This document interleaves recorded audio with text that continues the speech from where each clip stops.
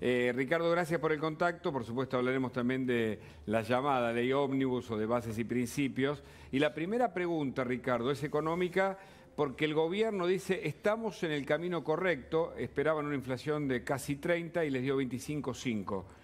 ¿Qué mira usted, doctor? Yo estaba mirando hace un rato, porque me imaginaba que iban a preguntar sobre eso, cuál fue la tasa de expansión monetaria del año pasado. Que hay, la inflación es un fenómeno monetario de origen fiscal, o sea, no es que es monetario solamente, sino parte de un descalabro Claro. presupuestario. La expansión monetaria fue 175% del agregado M2, o sea, con ese tipo de inflación, además, la velocidad se va acelerando, así que 211, con lo que hemos emitido, a mí no me sorprende que no sea más alta entre nos. Eh, yo creo que el gobierno ha heredado un desquicio. Yo creo que la gestión de Massa fue catastrófica sobre 20 años catastrófico del kirchnerismo. Yo creo que no está bien mensurado y ese es un tema importante de discutir. Yo escuchaba a muchos diputados del kirchnerismo decir la crisis no es tan grave, pero por Dios, tenemos destruido todo, tenemos destruido la infraestructura, la electricidad, la capacidad de producir energía, tenemos destruidas nuestras Fuerzas Armadas, descapitalizadas, no pueden volar los aviones, no pueden navegar los barcos, no tenemos... Es decir, es un nivel de destrucción que pocas veces se ha visto en el país, con reservas negativas, Sí. con una situación crítica. Recién ustedes hablaban de la corrupción y yo coincido, pero fíjese el episodio que hoy Periodista Cabo menciona en La Nación, Sí, sí, en la le hacemos versión una gran nota, sí, sí. periodística, Acá estamos el mirándola, ¿no? episodio del escandaloso, de impericio, de extraordinaria corrupción, ambas cosas son terribles, de la pérdida que hacemos de 16.000 millones de dólares por la pésima estatización, violando todos los límites jurídicos, que generó, bueno, ahora un desastre para la sociedad argentina. Entonces, yo creo que el primer punto de partida es reconocer una situación terrible, heredada en términos de corrupción, de impericia, de descalabro, de electoralismo. Nosotros Claro. tenemos iniciado un proceso al exministro Massa por el mal ejercicio de su función, sobre todo por la manipulación electoralista de su tarea. No se puede ser ministro y candidato a Y la presidente y hacer utilización de el fondos ejercicio de públicos, los ¿no? La públicos. campaña, me imagino, ¿no? Bueno, y hacer Claro, medidas que lamentablemente otros apoyaron, como la baja de impuesto a la ganancia, todos esos claro. disparates que hicieron, que ahora nadie sabe cómo arreglar. Ahora, Ricardo, mirando hacia adelante, el gobierno dice, estamos en el camino correcto. ¿Usted coincide? ¿Y qué opina sobre el tratamiento de la ley y sobre el DNU? A ver, si nos va, ¿cómo vamos a saber si nos va bien? Si nos va bien hay varios indicadores. Uno, el riesgo país caería fuertemente, el, las exportaciones van a crecer fuertemente, el empleo privado va a crecer, la inversión privada va a crecer. Esos son los indicadores. Si usted quiere ver uno que es muy fácil de ver, es el turismo receptivo tiene que ser muchísimo mayor que el turismo emisivo. Nosotros somos un país pobre, tenemos que recibir mucho turismo y eso sería una de las formas, uno de los mecanismos naturales que se han recuperado los países. Ahora, yo podría hacerle observaciones sobre la ley, la gestión económica. A mí, por ejemplo, me gustaría que liberáramos el sistema cambiario lo antes posible. Esta brecha hace mucho daño. Usted piense que no es solo la brecha cambiaria, sino que además quiere aumentar las retenciones. Ambas cosas no son razonables. Entonces, yo tengo muchas observaciones. Sin duda, también reconozco que han recibido una herencia tremenda y que tienen una tarea que hacer Claro. muy enérgica de Ujú. desbrozar controles, cepos, cupos. En algunos aspectos se ha avanzado y espero que con la cooperación del Congreso que va a mejorar las leyes con continuo y con racionalidad. Yo espero que salga. La intervención del Congreso mejore los proyectos que envió el Poder Ejecutivo. Paula. Sí, quería preguntarle, Ricardo, si usted piensa que este 25.5 será un pico y que después empezará a descender. Podemos decir, ¿será el pico de inflación durante la gestión Milei? Más allá de que, bueno, por supuesto el gobierno se lo adjudica a la gestión anterior, usted también ha hecho ya su descargo, pero me refiero en tiempos temporales, ¿no? Como la primera inflación que se registró. Bueno, sí, a ver, usted vio mi definición, que no es una definición, digamos, infantil, es una definición adulta. La inflación es un fenómeno monetario de orden fiscal. Usted, para controlar eso, tiene que reducir la tasa de expansión monetaria, y para hacerlo sanamente, no con mecanismos insostenibles, tiene que cerrar el déficit fiscal. Yo creo que eso es el camino, y en la medida que ambas cosas se vayan haciendo en un marco de medidas razonables para impulsar el crecimiento, yo diría que es lógico que estas tasas mensuales no se repitan. Claro. ¿Pero por qué dice lo infantil, Ricardo? ¿Cómo? ¿Por qué dice que no es algo infantil lo que está planteando? No, porque en muchos casos la reflexión sobre a qué se debe la inflación en la Argentina tuvo versiones disparatadas. ¿Usted se acuerda cuando a comienzo de la última gestión kirchnerista se decía que la emisión no tenía nada que ver con la inflación?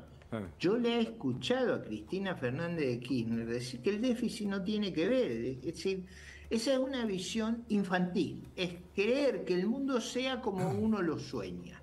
Es lo que usted descubre en la adultez, la dureza de la realidad y de las restricciones. Claro, que es la que tenemos. En parte el populismo es un pensamiento infantil. Y mágico, ¿no? Un pensamiento mágico que de falta de reflexión, de falta de calado en el estudio que se ha hecho, lleva a decir tonterías. Claro. Esas eran tonterías que nos han hecho mucho daño, porque cuando usted ejerce el poder, no solo tiene que comunicar, explicar, sino también tiene que orientar. Claro. Y muchos años ese mensaje infantil, disparatado, fantasioso, nos ha hecho daño. Por eso yo digo, el argumento mío es adulto. Es un argumento que refleja la sabiduría convencional que se aplica en todos los países del mundo. Doctor. Ricardo, buenas tardes, ¿cómo le va? El doctor Sin habla. Ricardo, ¿cómo le va, doctor? Bien, encantado de hablar con usted. Ricardo, esa cadena interminable de estupideces, que, bueno, interminable no, porque terminó con el gobierno de Kirchner el 10 de diciembre pasado, cuando asumió el presidente Milei, empezó con otra historia, que era, en la mitad del camino hubo otra historia, otra propuesta también infantil y estúpida. Un porcentaje particular pequeño de inflación sirve. ¿Esto es así? ¿Sirve para algo la inflación? No, es nociva siempre. Fíjese, los países más avanzados del mundo, todos intentan y a veces pagan un alto costo para tener una inflación entre 0 y 2%. Entre 0 y 2, y doctor, usted que sabe estadística, es entre 0 y 2%, porque es muy difícil medir las innovaciones tecnológicas. Claro. La canasta de bienes no siempre es la misma, porque es decir, los autos, los instrumentos médicos, todo ha mejorado tanto que es difícil hacer la medición. Por eso se considera que hay estabilidad cuando es entre 0 y 2%. Sí, es el desvío Pero quiero estándar, aprovechar que el que está interrogando es Machiavelli, para que a él siempre le interesan estos temas. Sigan el terrible ajuste cubano. Claro. El terrible ajuste cubano. Usted sabe que Cuba devaluó de 1 a 23. Sí. Ahora de 23 está a 140. Acaba de ajustar los combustibles y todas las cosas por 500 sin ajuste de salario. Claro. Si hay un ajuste feroz, es el cubano. Yo hablaría de eso también, porque yo hoy escuchaba en la jornada ahí en la comisión de presupuesto todo el debate educativo. Es decir, la idea de que no tiene que haber exámenes en la Argentina. No, una locura. Esto es lo mismo, aprovechando que está el doctor Sin, que yo le dijera, la obesidad no importa, Claro. la ingesta desmedida de alcohol no importa, fumar no importa. Usted sabe dónde termina. Por supuesto. Y además, una sociedad que no tiene mérito, no tiene casi sueños, ¿no? Para crecer o desafíos. Claro. La diferencia es que en esos países, por ejemplo en China, que a veces se usa como ejemplo. Sí, sueñan no todo lo sabe, mismo, me va a son decir. las No exigencias es del mucho eso, examen. no. Pero es cierto, Ricardo, es cierto, y yo lo sigo con atención. Usted es un hombre que sabe muchísimo de economía y además sabe la historia económica. Le hago una pregunta. Hubo una decisión de último momento, quiero saber su opinión, de emitir billetes de 10.000 y de 20.000 pesos. Es una decisión del Banco Central de la República Argentina. ¿Le parece correcto esto? Bueno, Me parece correcto. Mire, con el diputado Laspina y con el diputado Angelini, del bloque Juntos por el Cambio, durante prácticamente 2 años, hemos estado argumentando, porque el país estaba quebrado, no teníamos divisa para pagar los insumos médicos. Claro. Pregúntele al doctor Sí, Sin lo así que es. ha pasado con los Así es. insumos médicos. Y gastábamos los pocos dólares que teníamos en importar billetes propios de España, de Italia, de Malta. China, etc. Emitir de billete de $1 o de $2 lo que hace es que el costo de emisión de Argentina Sea más es 20 o 30 veces más grande que el costo que tienen los demás países. O sea, siempre una forma de ahorrar dinero en la Argentina es emitir billetes de denominaciones normales, como tuvimos Claro. toda la vida. Pero aparte, en el caso de las monedas, recuerdo cuando valía más el metal que la moneda. Lo lógico. Claro, una locura. Pero esas locuras que ha hecho el kirchnerismo con YPF, con todas las cosas. Sí. Pero ahí hay otro tema que también es importante. La emisión de billetes de alta denominación y la boleta única para votar. Fundamental. 2 fuentes de disparate. Nos gastamos 600 millones de dólares para emitir billetes de $1 y nos gastamos una fortuna inmensa para hacer 3.000 millones de boletas que los podemos resolver con 40 millones. Pero claro que hay haga negocios, la ¿no? cuenta, entre 3.000 millones y 40 millones. ¿Paula? Ricardo, acá bueno estaba Hernán Reyes contándonos un poco de la postura de la coalición cívica. ¿Usted qué opina con respecto a esta ley sobre lo que sí tiene que avanzar, lo que no tiene que avanzar completa como quiere el presidente Javier Milei? Bueno, yo creo que el Congreso es un instrumento vital de la división de poderes y es un acto de sabiduría, y en los términos de López Murphy, de adultez, no desconocer las atribuciones del Congreso. Es decir, el Congreso va a hacer su tarea, probablemente haya que secuenciar las medidas, porque si no va a ser imposible votarlas, va a haber que extender las sesiones extraordinarias, imposible resolver esto el 31 de enero, vamos a tener que ir al 28 de febrero, pero si usted quiere un tema donde yo tengo discrepancia, porque siempre las discrepancias son la sal de la vida. Yo creo que la Oficina Anticorrupción y la Unidad de Inteligencia Financiera tienen que tener facultades querellantes. Y creo que es un tema decisivo en la lucha por un mejor futuro para los argentinos, quebrar radicalmente la corrupción pasada y la que pudiera venir. Por eso no es que queremos pelear por pelear. Está claro. Ese tema es un tema central, que yo quiero tratarlo con todo cuidado, pero ha sido muy claro el rol de la Unidad de Inteligencia Financiera y de la Oficina Anticorrupción como querellante. Si usted quiere, la UIF o yo voy a hacer OA, lo ¿no? imposible para que vayan en la ley. Ahora, Hernán, ¿qué opinas, aprovechando que está el doctor López Murphy con una opinión muy concreta sobre este tema? No, coincido con Ricardo, no podemos renunciar a la capacidad del Estado, a la vocación del Estado de la persecución de los delitos. Fíjate el caso de YPF. El caso de YPF fue muy claro, nuestro presidente de bloque, Juan Manuel López, lo dijo en el plenario de comisiones, al procurador Barra. ¿Por qué en vez de estar especulando con cómo resolvemos los 16.000 millones de dólares que Kicillof nos dejó regalados... Que pueden embargar bienes incluso en Estados Unidos. No avanzamos con la denuncia de Elisa Carrió contra un grupo empresarial que terminó, primero, nacionalizando la empresa con los dividendos, con lo cual no pusieron un mango, se compraron la empresa con los dividendos de la propia compañía. Después, cuando se hace la estatización, viene una sanción una sentencia de 16.000 millones de dólares y nosotros no sabemos si esa plata no termina en la mano de los mismos vivos que se llevaron la empresa. Eskenazi, esta denuncia de Carrió, de la coalición cívica, y que tiene que ver con esto, con la vocación estatal en avanzar contra el delito de corrupción. Me parece que lo que plantea Ricardo va en ese sentido, es decir, ojo con pensar que no hay nada que rescatar de la lucha que ha habido en la Argentina en estos últimos 20 años, en reivindicar la República, en reivindicar la ley, claro, en reivindicar la lucha contra la corrupción. Ricardo, usted repara en un tema fundamental, que es el de la corrupción, que es uno de los grandes males de América Latina y particularmente de la Argentina, y pese a que es economista lo ve como una prioridad. ¿Le parece que este gobierno no está tan abocado a ese tema como pasó con el gobierno de Cambiemos, que fue auxiliar de la justicia en las denominadas causas de la corrupción K? Yo no quiero hacer un juicio, voy a ir muy franco. Nosotros vamos a luchar para que en la ley esté la capacidad querellante de la Oficina Anticorrupción y de la Unidad de Inteligencia Financiera, y espero que todo el mundo entienda que esa es una iniciativa valiosa. Respecto a lo que recién mencionaba Hernán, hay una cosa muy obvia.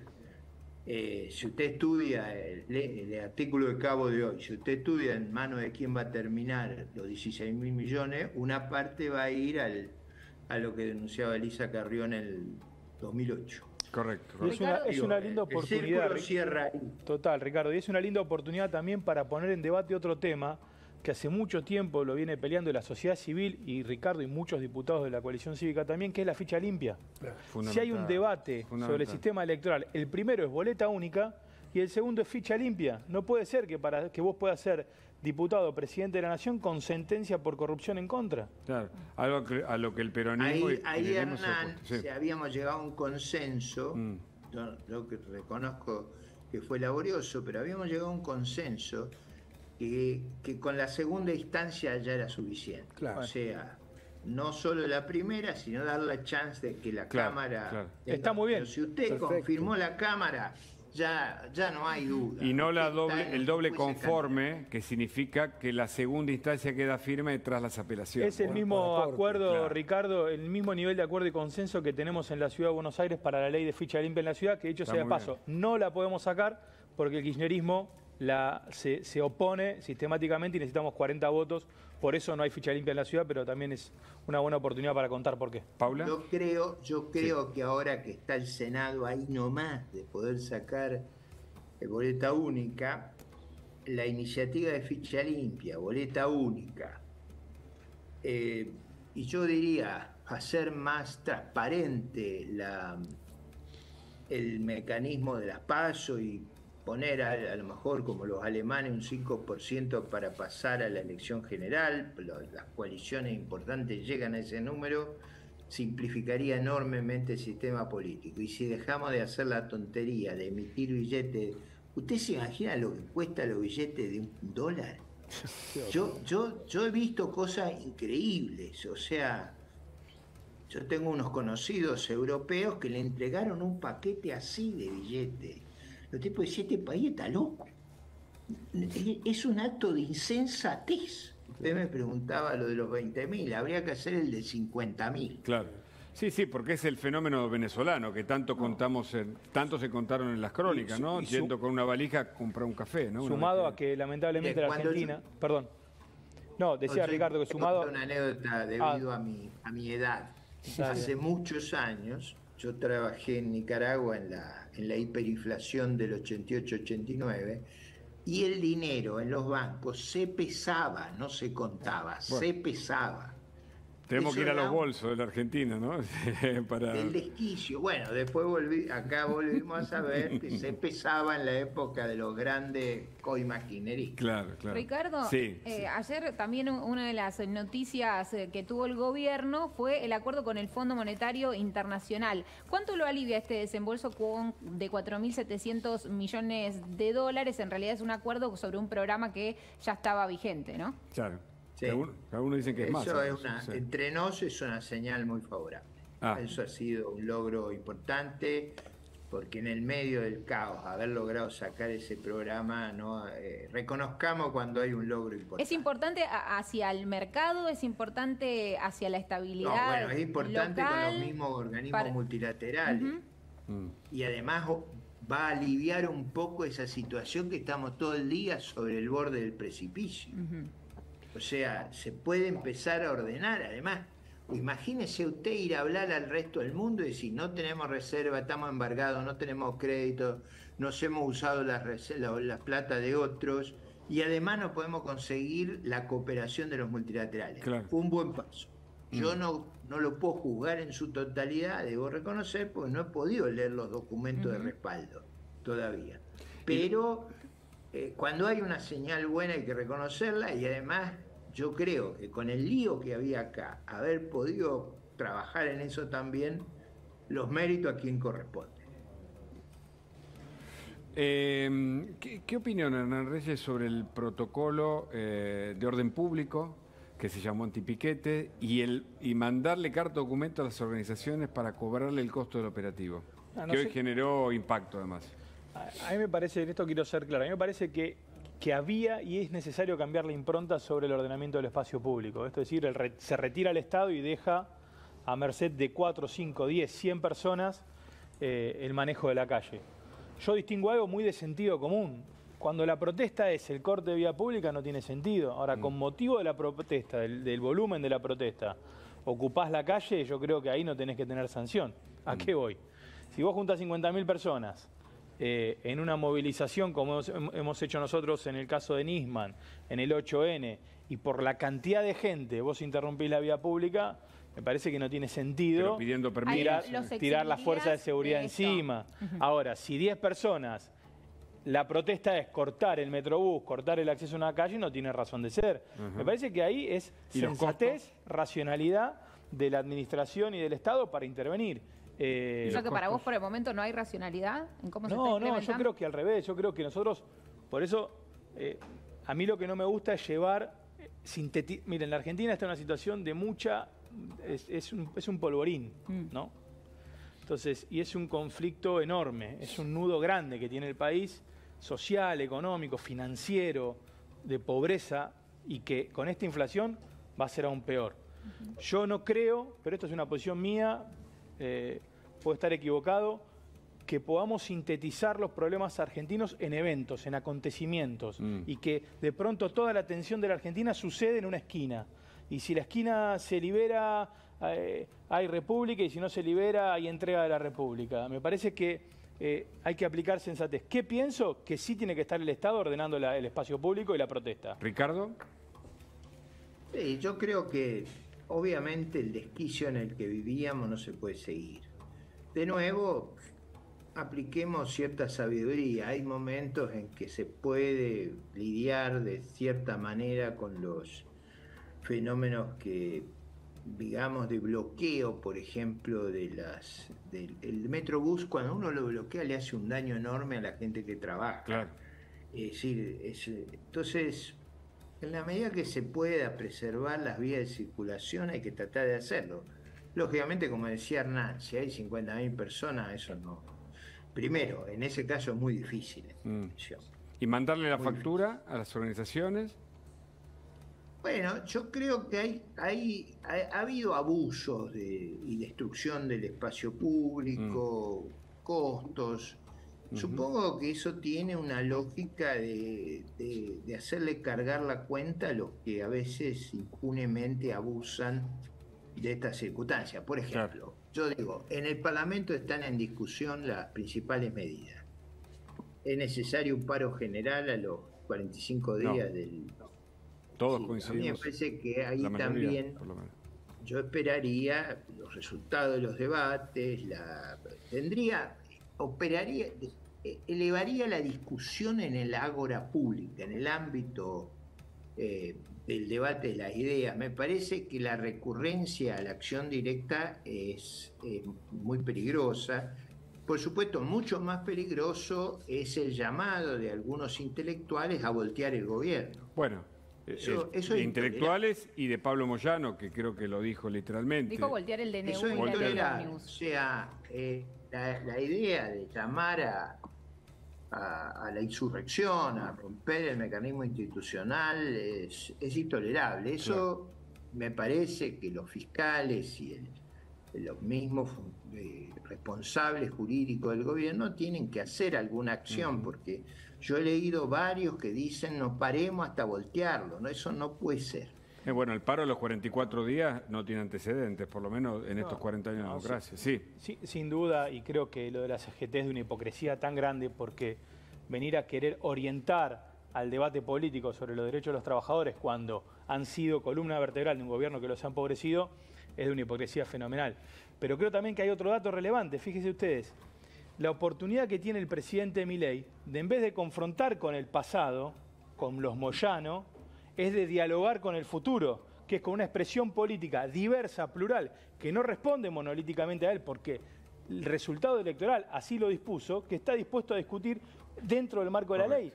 Esto parece una tontería de ordenamiento del mapa político, pero no es menor. Claro. Si Milei fractura a la Argentina en dos y confronta con el pasado como una situación de violencia, si Milei entiende que tiene que dialogar conforme la ley en el Congreso, que nosotros podamos decir esto sí, esto no, priorizar los temas y no mandar 500 temas al mismo tiempo, la Argentina sale hacia adelante. Bueno, la CGT pidió ir al Congreso.